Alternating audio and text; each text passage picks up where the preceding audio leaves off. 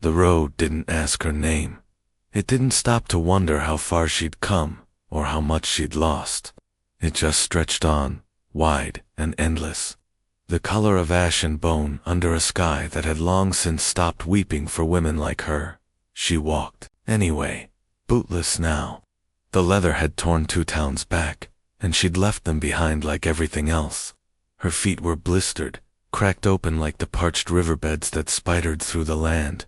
But she walked, left foot, right, her hands cradled the soft roundness of her belly, full with life and heavy with silence. Clara Mayfield was 42. Too old, they said. Too old to be starting over. Too old to be carrying a child. Too old to be left. But left she had been. She wore her story in the folds of her skirt, in the lines around her eyes, in the tender way she hummed lullabies to the child who hadn't yet opened its eyes to this unforgiving world. There'd been a man, once, not so long ago. He came with charm as thick as molasses and promises like spring rain. Jed Carter, broad shoulders, clean teeth, words like warm butter. He'd found her when she still had laughter in her voice and a hope so fragile it trembled whenever spoken aloud. He'd looked at her like she was the last good thing on this earth, but time showed the truth of a man. He didn't leave all at once. Men like him never do. He started riding ahead more often, stopped asking how she was sleeping, stopped touching her gently. Then one morning, the sun rose and he didn't. His saddle was empty, his tracks gone, and she was standing alone at the edge of the plains, clutching her stomach and wondering how many times a heart could split without dying. She never cried, not once. Clara had learned early on that tears dried too quick out here, turned to salt on your skin, left you thirsty and still alone. All she had was Dusty, the mule, with eyes like sorrow and knees that clicked with every step. He'd been with her since before Jed, and though his gait was slowing, he didn't complain until today. She'd noticed it just past midday, a stumble, a tremble in the knees. Dusty's breathing grew ragged, his flanks heaving like bellows. She slid from his side and pressed her forehead to his. "Don't you quit on me?" she whispered, her voice softer than prairie grass. But the mule simply laid down, groaned once, and closed his eyes. She stood there a long time beside him, hands pressed against her back to ease the ache, her belly pulling her forward like gravity itself needed comfort. The sun dipped low. Gold spilled across the world, casting long shadows and soaking everything in the hush of twilight. And Clara, ragged, barefoot, bruised in soul and body, kept walking. A bird cried overhead, a hawk, maybe, or a vulture. She didn't look up. That night, the moon rose thick and silver, a pearl in the dark velvet of the sky. Clara found a small patch of sage and curled herself there, resting her back against a rock, warm with the memory of daylight. She untied her shawl, laid it over her belly, and began to hum, a tune from her teaching days, the kind that kept little ones calm before the bell rang. She didn't fear dying, not really. She feared being forgotten, being erased. She whispered to the child, voice shaking, "You ain't alone, little one. Mama's still here, and we'll find some place. Even if we gotta build it out of dust and spit." Her eyes drifted, shut on in the quiet. Her mind reached back to the schoolhouse, red wood, creaking porch, the scent of ink and coal. She used to wear her hair in braids then, a chalkboard always dusted white with numbers and names. She'd had a life, a proper one, but that was before they said she was past her prime, before the school replaced her with someone younger, before her body betrayed her with a late bloom and a child no one wanted. The wind shifted, soft at first, then sharper.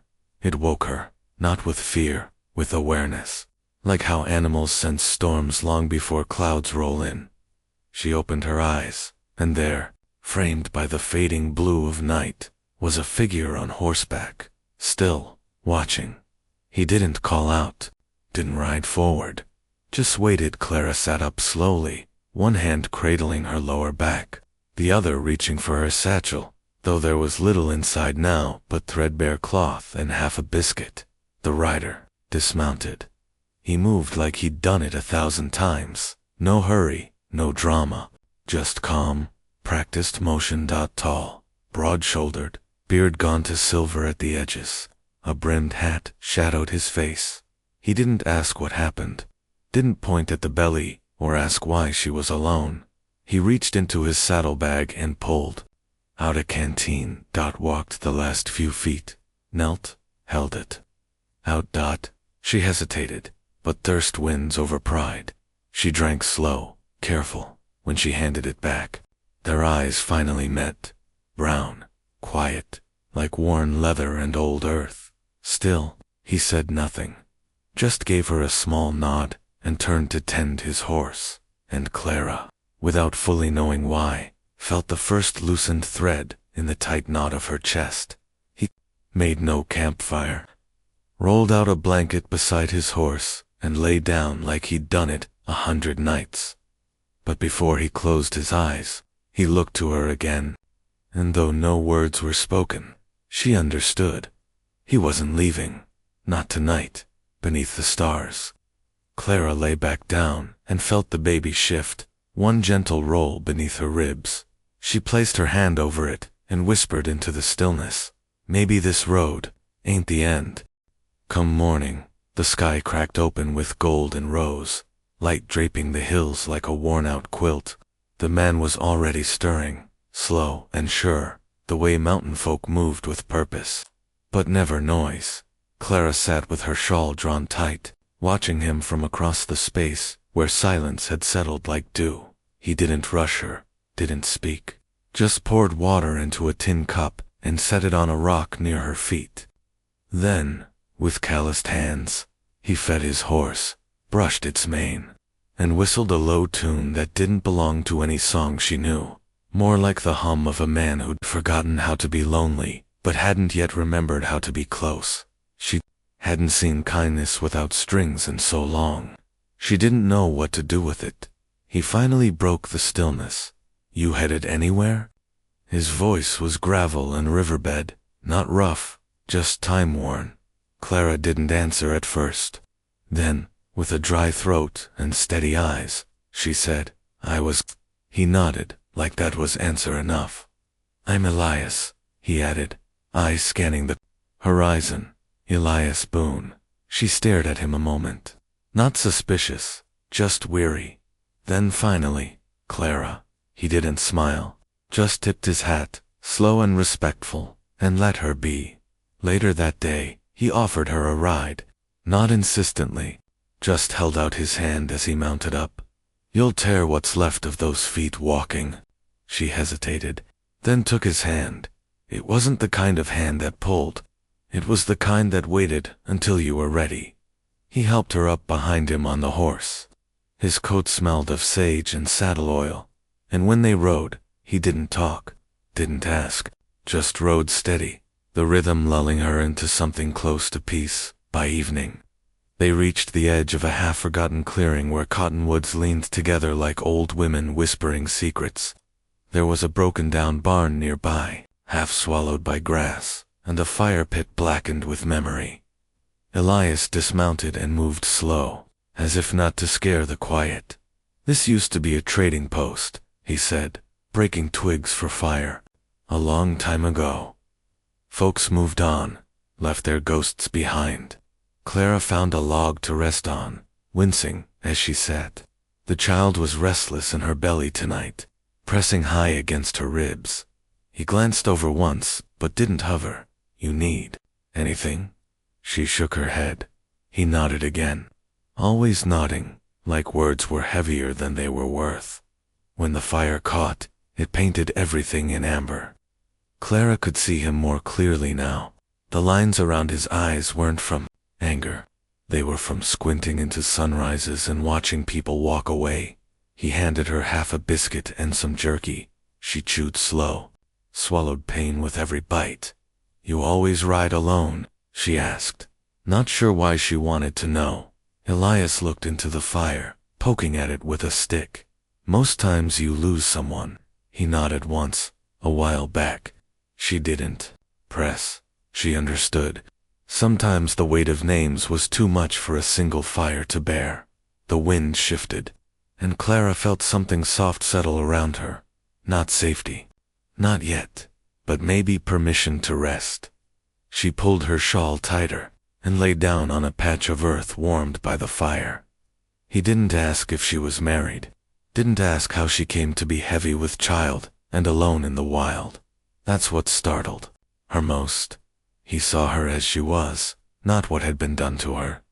Over the next few days, Elias rode slower than usual, always looking back to see how she was doing. He never offered advice, only shade.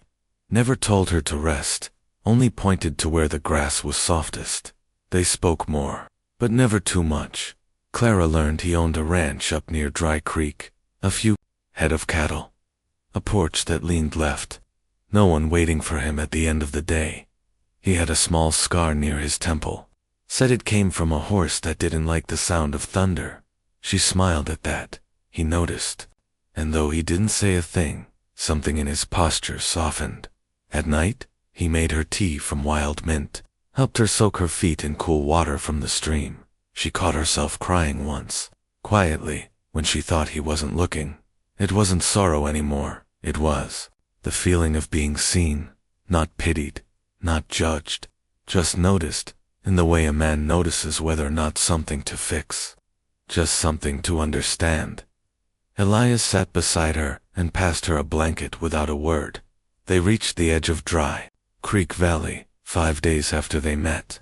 The land began to rise and fold, gently, like a great hand had once cradled it. His ranch wasn't grand, just a squat little house with peeling white paint and a porch that moaned when you stepped on it. But the wood was solid, the door didn't creak, and the view from the back looked out over hills that caught the last light like prayer. "You can stay," he said, voice low, "a while, long as you need." She didn't answer right away, just looked around at the clothesline, the faded curtains, the wind chimes made of silverware. "Why?" she asked softly. He met her eyes then, and this time, he spoke like a man who'd spent a long time choosing the right words. "'Cause you look like someone worth staying for." That night, she slept on a bed for the first time in weeks. The mattress was lumpy, the blanket smelled faintly of cedar, and the stars outside the window were so close they felt like witnesses. Elias slept outside on the porch, didn't even ask to come in, and Clara, for the first time in what felt like years, slept through the night without dreaming of being left behind. The sky that morning was wrong, too still, too quiet, like the land was holding its breath, waiting for something to break. Clara woke with a knot in her spine and a pressure low in her belly that pulsed like a slow drumbeat. The wind had changed. Clouds hung thick over Dry Creek Valley, and the birds that usually danced on Elias's fence were nowhere to be seen. She stood slowly, her hands braced against the doorframe, her breath short and sharp. Her back ached. Her hips felt like they were splitting at the seams. Elias saw her from the field and came quick, but gentle, like always. He said nothing, just stood a few paces away, letting her lean into the moment without the weight of worry. She looked at him, her voice barely a whisper. "It's time." The barn wasn't much old, lopsided, full of dust and forgotten tools, but it stood solid against the coming storm. The roof still held, and Elias had cleaned out the back stall days ago, just in case. She hadn't known what for, then now. She did. He carried her, arms strong but trembling, like he knew the moment was too big to carry clean. He laid her on blankets, layered over straw, wiped sweat from her brow with the back of his sleeve. Then he knelt beside her and said, in that voice of stone and slow water, "I'll be right here, every breath." The first contraction came like a wave breaking against a cliff. Sharp, unforgiving, full of ancient power. Clara cried out, her fingers clawing into the wooden slats beneath her. "It hurts," she gasped, chest heaving. I know, Elias said, not flinching. He soaked the cloth in rainwater from a barrel outside and laid it against her neck.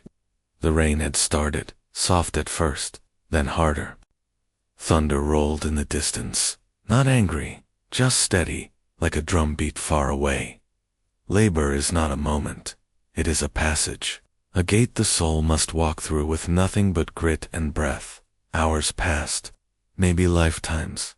Clara wept, screamed, laughed once, then sobbed harder. She saw faces, heard old voices from the schoolhouse, her mother's song, the rustle of Jed riding away, the echo of every too late, every you can't, every what kind of woman still hopes. Elias stayed, kneeling beside her, whispering nothing but presence. I'm here. You're doing good. You're not alone. His hands never left hers. Then came the moment, that impossible, breath-stealing moment, when the body opens and life demands to be born. Clara arched up. Her scream was not pain, but thunder. Her whole being cracked wide, and from within her, the world shifted, then silence, then a cry, high and bright and brand new. Elias caught the child awkward, almost afraid, his hands shaking like branches in wind. It's a girl, he whispered, eyes wide with something close to awe.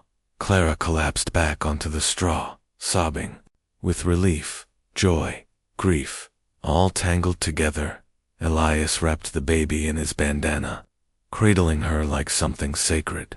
She's got your eyes, he said softly.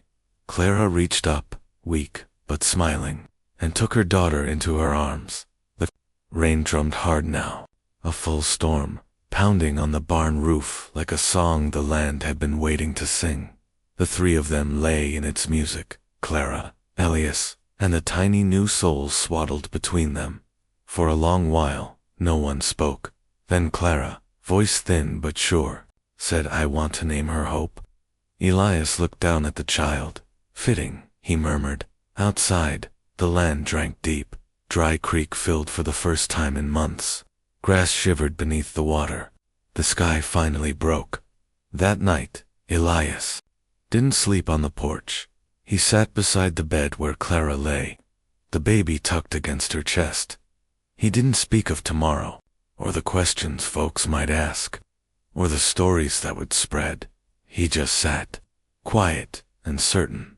And when Clara opened her eyes and whispered, Thank you, he leaned close, brushing damp hair from her brow, and said, You saved yourself, Clara. I just stayed long enough to watch you rise. Out in the dark, Rosie the horse stood by the barn, unmoved by thunder, unmoved by time. Somewhere, the wind was whispering, A child is born, a woman has returned to herself, and a man, once alone, has found something worth standing still for. Time moved gentle after that, like dust swirling in sunlight, like a lullaby hummed slow on a rocking chair. Clara stayed in the little ranch house tucked beside Dry Creek. She moved slow, healing in both body and spirit. Her hands learned the rhythm of feeding a child, rocking a cradle, warming milk over a wood-burning stove. Hope all red cheeks and tight fists fit against her like the missing piece of a broken puzzle. She cried soft, laughed louder. Her tiny life stitched Clara's soul back together one sunrise at a time. And Elias, he didn't press. He built a cradle from pine wood and patience. Hung a curtain in the window. Clara now looked out of each morning. Added a second chair to the porch without saying why. He didn't try to own her healing. He just made room for it. People in town talked. They always do. They saw Clara older, pregnant, now mothering beside a man who wasn't her husband, and their eyes narrowed with old judgment and small minds. Some turned their heads when she passed. Others whispered behind cracked doors and half-lowered bonnets. Clara noticed, but she didn't bow. She carried her baby with pride and walked beside Elias with steady steps. She'd lived enough lives to know the price of silence and the power of choosing herself. Then, one afternoon, as summer deepened into gold, a rider came, fast, dust trailing behind him like smoke. Elias spotted him from the porch first, the set of the man's shoulders, the way he rode hunched, eyes sharp like a hawk, too long without a meal. Jed Carter. Clara froze in the doorway, heart caught in her throat. He dismounted hard, swagger in every step, mouth already curled into that old, cruel smile. "Well, I'll be damned," Jed said, boots crunching gravel. Look what the winds dragged into comfort. He looked different now, thinner, sunburnt, the kind of man worn down by debt, drink, or both. Clara stepped out onto the porch, baby hope tucked against her chest, calm but fierce. "You shouldn't be here," Elias said from the top step, his voice like low thunder. Jed laughed. "This your hero, Clara? Thought you'd have traded up, not sideways." She didn't flinch, didn't shrink. Instead, she stepped down onto the dirt path and met yet stared dead on. "You left us," she said. "That makes you nothing to this child, nothing to me." Yet's eyes darkened. "I made a mistake." "No," Clara replied. "You made a choice. One I lived through. One I'll never let my daughter forget." His gaze darted between her and Elias, searching for weakness. He found none. "You think he's gonna raise what ain't his?" Elias stepped forward, calm as still water. "This child doesn't need claiming. She's already loved." Jed stepped back, not afraid, just unsure. For the first time in years, there was no fight here, no swinging fists, no dramatic gun draw, just a man faced with the weight of his choices, and a woman who no longer carried his shame. Jed turned without another word, mounted his horse, and disappeared down the road like a bad season finally gone. Clara stood, quiet as the wind picked up. Elias reached out, not to pull, but to steady. "You all right?" he asked. She nodded. Tears welled but didn't fall. "I thought I'd feel more," she whispered, "but I just feel done." That evening, Elias sat beside her on the porch. Hope slept in the cradle he'd carved. Crickets sang. The air was warm and full of the soft ache of peace. Clara turned toward him. "I'm not broken," she said. "I know. I don't need saving. I wouldn't dare try." She smiled. "But I wouldn't mind someone to sit beside. Someone who stays." He looked at her, really looked. "I'll sit as long as you'll have me." The stars blinked awake overhead. Clara leaned her head against his shoulder, not because she had to, because she wanted to. The world hadn't made space for her. Not as a teacher grown old. Not as a woman bearing life alone. Not as a soul weathered by loss. So she made her own place, with soft hands, and a stronger back than anyone ever guessed. And a man who didn't try to fill her, only held her steady, while she bloomed again. Elias kissed her forehead, gentle, like laying a promise in the dirt, where something could grow, and in that wild, weathered corner of the world beneath, a sky that had once watched her fall, Clara finally stood whole. Asterisk, they said, she was too old, too pregnant, too late, but she wasn't. She was right on time for her own beginning. Sometimes the world gives you no place, so you make one, with your own two hands, and maybe a cowboy who rides slow and stays long.